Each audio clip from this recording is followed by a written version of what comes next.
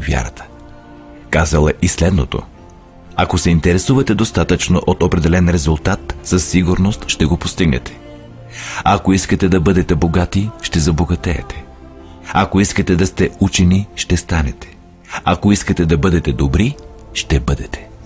И продължава: само трябва наистина да искате тези неща и единствено тях, а не в същото време да желаете 100 други неосъществими неща, също толкова силно. В Библията четем в Евангелието на Марк: ако може да повярва, всички неща, в които вярва, са възможни за него. Старият ми приятел, доктор Норман Винсънт Пил, го е казал последния начин: това е един от най-страхотните закони на Вселената. Пламенно искам да го бях открил като млад, но ме осени доста по-късно в живота и смятам, че е най-страхотното откритие, дори моето най-страхотно откритие извън отношението ми с Бог. Този закон накратко гласи: ако мислите негативно, ще имате негативни резултати. Ако мислите по позитивен начин, ще получавате положителни резултати. Този прост факт, продължава той, е в основата на невероятен закон за собствените качества и успеха. В 4 думи: вярвай и ще успееш. Уилям Шекспир го е казал последния начин: съмненията ни са предатели и ни карат да губим доброто, което често можем да спечелим, като не се страхуваме да опитаме. Джордж Бърнард Шоу е написал: хората винаги винят обстоятелствата за това, което са. Аз не вярвам в обстоятелствата. Хората, които идват на този свят, са тези, които се изправят и търсят обстоятелствата, които искат, и ако не ги намират, сами ги създават. Доста е ясно, нали? И всеки човек, открил това, за кратко е помислил, че е първият, който стига до тази истина. Ние се превръщаме в това, което мислим. Очевидно е, че човекът, който мисли за стабилна и достойна цел, ще я постигне, защото ние се превръщаме в това, което мислим. И обратно. Човекът, който няма цел, не знае къде отива и чието емоции са такива на объркване, притеснение, страх и безпокойство, се превръща в това, което мисли. Животът му придобива безпокойство, страх и притеснение. И ако мисли за нищо, се превръща в нищо. Как работи този принцип? Защо се превръщаме в това, което мислим? Ще ви кажа как работи. За да направя това, искам да ви опиша една ситуация, която е паралел на човешкия ум. Човешкият ум прилича на парче земя. Представете си, че един фермер има парче земя и тя е добра и плодородна. Земята дава на фермера избор да посее каквото пожелае в нея. Земята не се интересува от това какво е посято. Това зависи изцяло от фермера. Помнете, че сравняваме човешкия ум с земята на фермера, защото умът, както и земята, не се интересува какво посявате в него. Нека да предположим, че фермерът има 2 семена в ръката си. Едното е пшеница, а другото е беладона, смъртоносна отрова. Той изкопава 2 малки дупки и засажда и двете семена, и пшеницата, и отровата. Покрива дупките, полива ги и се грижи за земята. Какво ще стане? Земята неизменно ще даде това, което е засято в нея. Както е написано в Библията: каквото посееш, това ще поженеш. Помнете, че земята не се интересува. Ще произведе отровата в същото изобилие, както пшеницата. Така че се появяват и двете растения. Едното пшеница, другото отрова.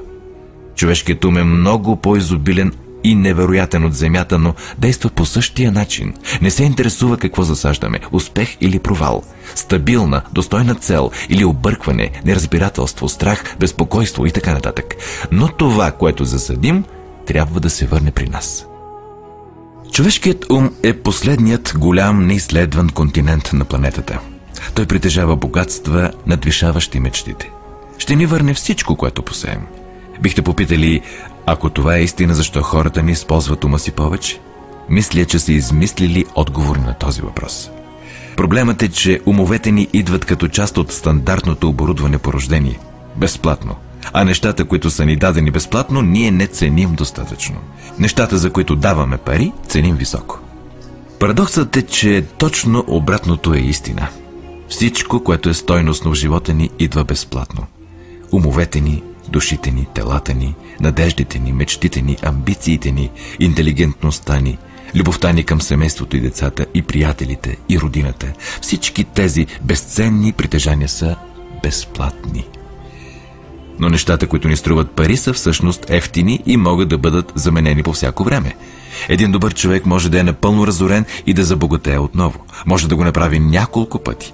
Дори ако домът ни изгори, можем да го построим отново. но нещата, които сме получили в замяна на нищо, не можем да заменим. Човешкият ум не е използван, защото го приемаме наготово. Може да свърши всяка задача, която му поставим, но като цяло го използваме за малки неща, а не за големите, важни въпроси. Така че решете сега, какво искате. Посейте целта в ума си. Това е най-важното решение, което някога ще направите в живота си. Какво искате? Да бъдете виден консултант, да блеснете в работата си, да постигнете определени позиции в компанията или общността си, да бъдете богат. Това, което трябва да направите, е да посеете това семе в ума си, да се грижите за него, да работите усилено към вашата цел и тя ще стане реалност. Не просто ще стане, а няма начин да не стане. Виждате ли, това е законът, като законите на сър Айзак Нютон за гравитацията.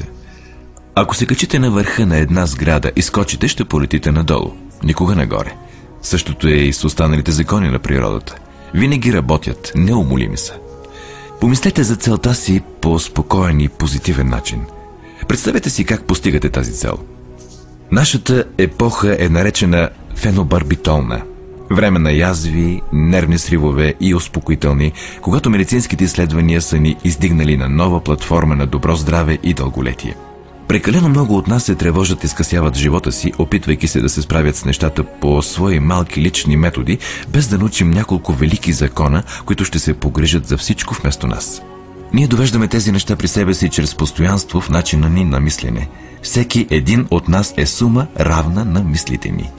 Ние сме на мястото, където се намираме, понеже то е точно там, където искаме или чувстваме, че заслужаваме да бъдем, независимо дали го признаваме или не.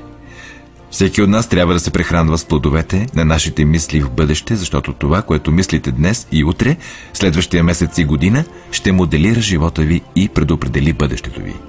Вие сте ръководени от ума си. Спомням си, веднъж минавах през източна Аризона, забелязах един от онези гигантски багери да бучи с 35 мили в час по пътя с нещо, като приличаше на 30 тона буклук върху него. Невероятно огромна машина. И на върха й стоеше малък човечец с ръце на кормилото, управлявайки я. Докато си карах по пътя, бях зашеметен от подобието на тази машина с човешкия мозък. Просто си представете, че контролирате такъв голям източник на енергия. Ще си позволите ли да скръстите ръце, докато машината отива в канавката? Или ще държите с двете си ръце здраво волана и ще управлявате силата и към специфична, заслужаваща си цел? Зависи от вас. Вие седите на мястото на шофьора. Вижте, законът, който ни дава успеха, е нож с две острията. Трябва да контролираме мислите си. Същото правило, което може да отведе хората до успех, богатство, щастие и всичко, за което са мечтали, за тях самите и семейството им. Същото това правило може да ги отведе в канавката. Всичко се състои в това, как се използва за добро или за лошо. Това е най-странната тайна на света. Защо казвам, че е странна и защо я наричам тайна? Всъщност, съвсем не е тайна. Най-напред е оповестена от някой от първите мъдреци и се повтаря отново и отново в Библията. Но много малко хора са я научили или разбрали. Ето защо е странна и по еднакво странен начин фактически остава тайна. Вярвам, че ако излезете на главната улица във вашия град и питате всеки човек каква е тайната на успеха, най-вероятно цял месец няма да срещнете такъв, който да ви отговори. Тази информация е невероятно ценна за нас, ако наистина я осмислим и приложим. Безценна е не само за живота ни, но и за живота на хората около нас, семействата ни, служителите ни, колегите, приятелите ни. Животът трябва да бъде едно вълнуващо приключение. Никога не трябва да е скука. Човек трябва да се раздава изцяло, да бъде жив, трябва да сте доволни, когато се събуждате сутрин, трябва да работите нещо, което ви харесва, защото го правите добре. Веднъж чух реч на Гроув Патърсън, великият покоен главен редактор на Толедо Дейли Блейд.